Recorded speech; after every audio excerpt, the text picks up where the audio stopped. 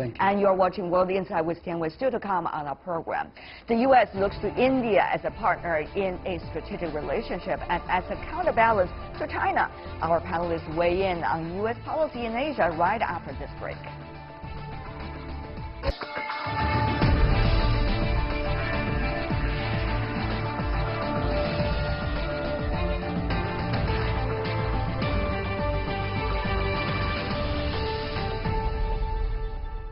Welcome back. You're watching World Insight with Tianwei, coming to you Monday to Friday live on CGTN. U.S. Secretary of State Rex Tillerson said before a visit to India next week that the Trump administration was working to dramatically deepen ties with India, seeing New Delhi as a key partner in the face of growing Chinese influence in Asia.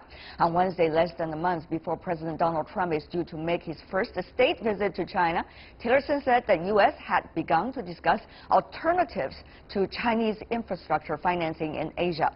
The U.S. strategy is expected to be part of the agenda of Mr. Trump's visit to Asia next month. So, should the U.S. pursue a strategic relationship with India affect China? Let's get down to business. With us in our Beijing studio, we have our panelist, Rong Ying, who is the Vice President of the China Institute of International Studies. Sir, welcome to our program. Joining us in Washington, D.C., we invited Saurabh Gupta, a Senior Asia-Pacific International Relations Policy Specialist with ICAS, and also in D.C. we have Richard Russell, who is the Chair in the U.S.-India Policy Studies of the Center for Strategic and International Studies. Gentlemen, I want to welcome to the three of you. Mr. Russell, maybe I should throw the first question to you. How should we understand this? Right before President Trump made a visit to China, Secretary Tillerson spoke in a way that he has never used the tone before, very abrupt and blunt in expressing U.S. approach to China vis-a-vis India. How should we understand this, Mr. Russell? Well, I think the language on China, you're going back to when President Trump was a candidate to run for office, has went back and forth in terms of kind of an aggressive posture versus China versus something that's more supportive. So you've seen the language change in tenor over the last year. But, you know, I think concerns about China's rise and potential aggressiveness is one of the areas that's really bound U.S. and India together on defense and security. So for Tillerson, I think both to retrace some of the early steps on raising concerns about China, you know, that's been part and parcel since early in the Trump administration, again, going back to when he was a candidate even, but also a good door opening, I think, for the Indian side. So a scene setter, I think, for both to wake Beijing up that there's increased concerns about North Korea, but make sure that New Delhi's got its door wide open when Tillerson arrives. I see. Following Secretary Tillerson's speech about that, the Chinese embassy in Washington said this in a statement, that China will never seek hegemony or engage in expansion, never pursue development at the expenses of others' interests. It added that China contributes to and also defends the rules-based world order. End of the quote. I want to come to you, Mr. Rong, here in Beijing.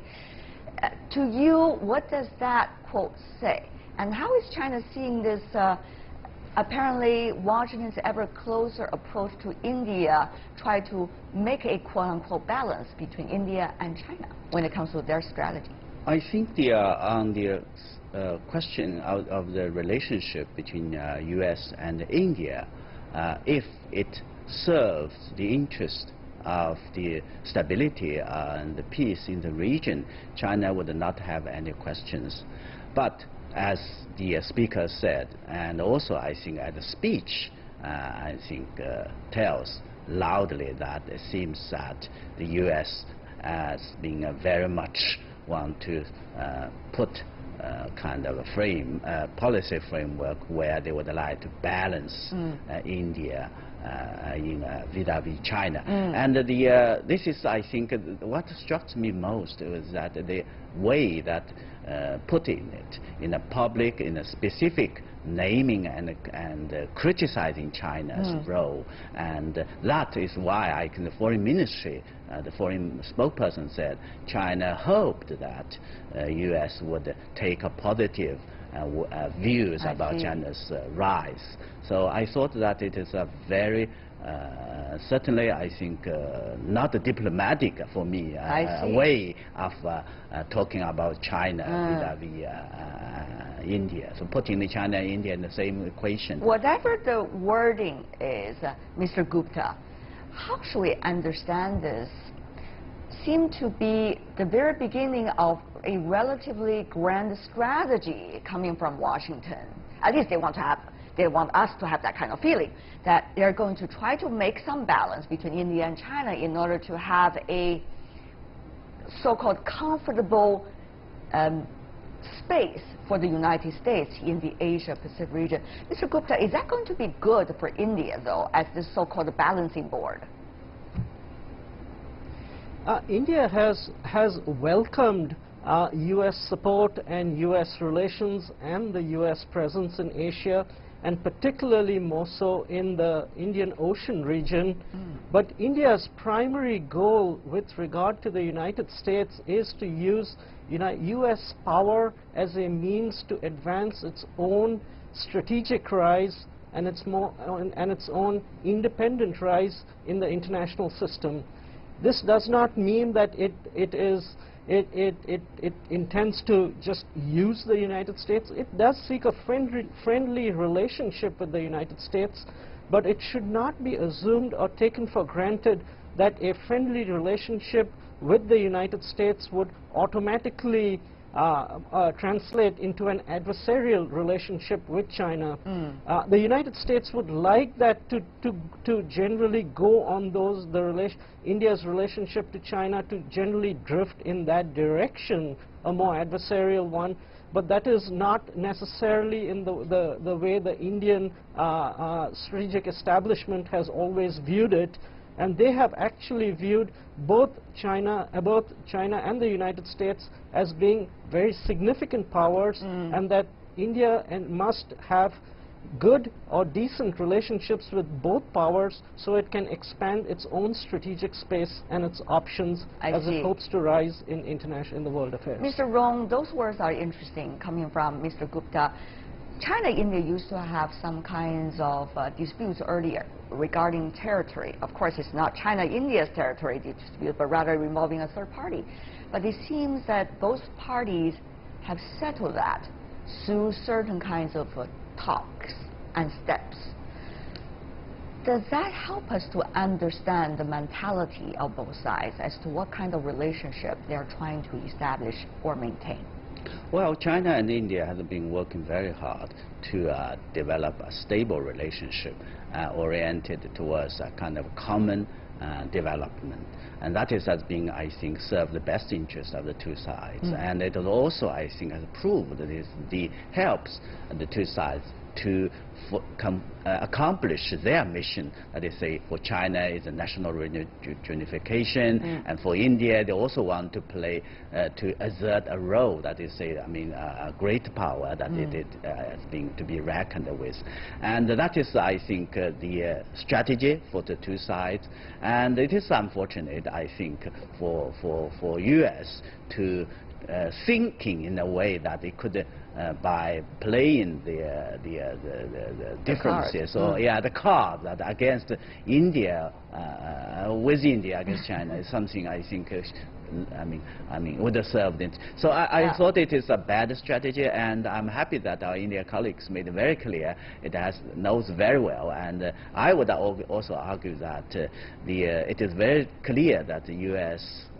By having India would serve its interest to maintain the primacy. And for that, India has to be very careful. It is not looking for a kind of a partner at equal status. Possibly it doesn't want to have a junior partner that helps U.S. to serve its interest in the region. Mr. Russell, the other two gentlemen said it's not a good idea.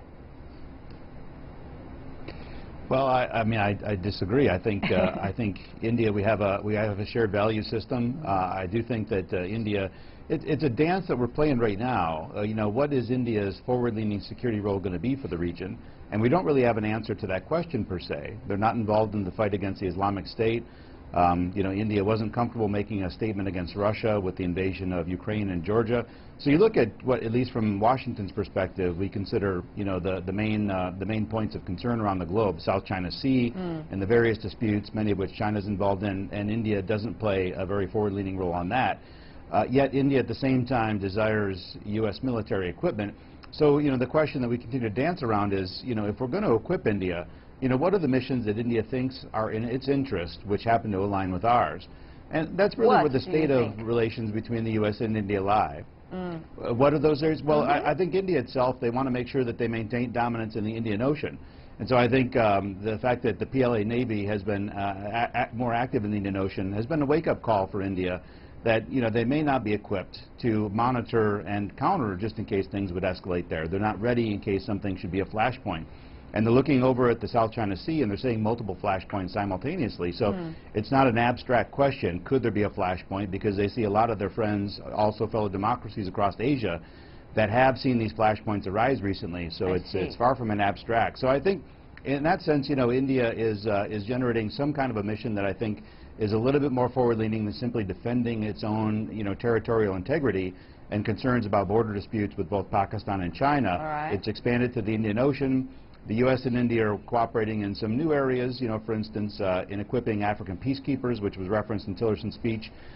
They're reaching out to new partners like Mongolia and Korea, which India had not looked to as really security strategic partners before. I see. So I think Washington's starting to see some real tangible moves from Delhi we hadn't seen in the past, and that's really reaffirming this interest in engaging as much as we have. Well, Mr. Gupta, Mr. Russell was saying, why can't you see something that I already see? What do you say? Well, let me phrase it this way. The U.S. had wanted India, and this goes back right to the George W. Bush administration, which really laid the opening for U.S.-India ties. They had sought India's strategic alignment to the United States. India instead had sought strategic autonomy and independent rise. Both sides saw that their interests were not totally aligned and in this regard. And so in the next phase of their relationship, I would say what they limited their ambitions in seeking more of a defense and technological partnership, wherein U.S. would supply a lot of high-tech weaponry to India, while India also got off a little bit, got off that position that we are just going to be strategically autonomous, and was ready to have a more functionally deepened relationship with the U.S. from a defense and perhaps strategic viewpoint, but it also limited the geographic scope of that interoperable relationship to just the Indian Ocean region. And that's why, yes, there's a little bit of cooperation happening on African peacekeeping. Yes, they talk of let's do some connectivity initiatives and infrastructure. And India, of course, has its own independent policies with many of the countries on China's periphery. But it's important to note, I mean, think in something like the South China Sea. India, and I understand this both from very senior people at the Indian end and from important people at the Chinese end, that the highest authorities in India have assured China that India will not be aligned with the position of the other countries on South China Sea issues, even as it has its own independent position. So you see that there's this gap, and that gap does exist. All right, the gap does exist. And let me go to you, Mr. Rong, because South China Sea, you see that, the U.S. talking about rebalance, and you see countries have to line up, whether they're with the United States or they're with China, and they had a very difficult time as a result, and things have not resolved 100% even today. Now you see possibly another hotspot issue as a result of U.S. trying to approach India in a very different way, as we mentioned earlier. So, sir, what is your understanding of how this region should be and how China, U.S., even India can coexist and each have its own way of development and maintain its strategy of growing power? That exactly, I mean, worries me most when I had the speech by Secretary Tillerson, and also by having, I mean, American colleagues about putting a kind of a strategy that having India to join the kind of agenda to isolate or contain China based on the so-called shared values or democracy. By the way, that has never been, I mean, the being founded. If you look at the history of India-U.S. relationship, the so-called exchange democracy. I mean, so history tells a lot about this.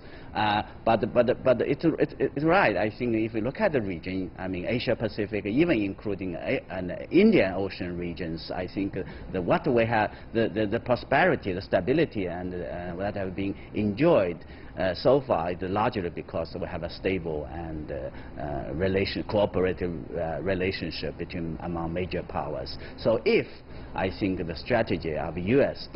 goes along the way that we are talking about, particularly, then I think I worried that the atmosphere, the relationship between major power will be undermined. And of course, the relationship that suffered most is the China-U.S. relationship, which has been all agreed that is the most important. It has to remain constructive and cooperative for the good of the relationship and also for the region. Of course, this will be a topic for a long time, I would assume, gentlemen, with the upcoming visit by U.S. President Donald Trump to China and also the APEC summit later being held in Vietnam. But for now, I want to thank the three of you for being with us and sharing your insights. Rong Ying, Saurabh Gupta, and Richard Russell. Really appreciate it, gentlemen. Thank you for being with us. Have a great weekend. And that is all the time we have for today. If you'd like to see more, try to find us World Insight CGTN in your search engine or check out our YouTube channel. Follow us on Twitter, Facebook, and Sina Weibo. From me, Tian Wei, and everyone on World Insight team, thanks for watching. Tune in again next week for insights across China and around the world. Good night and have a great weekend.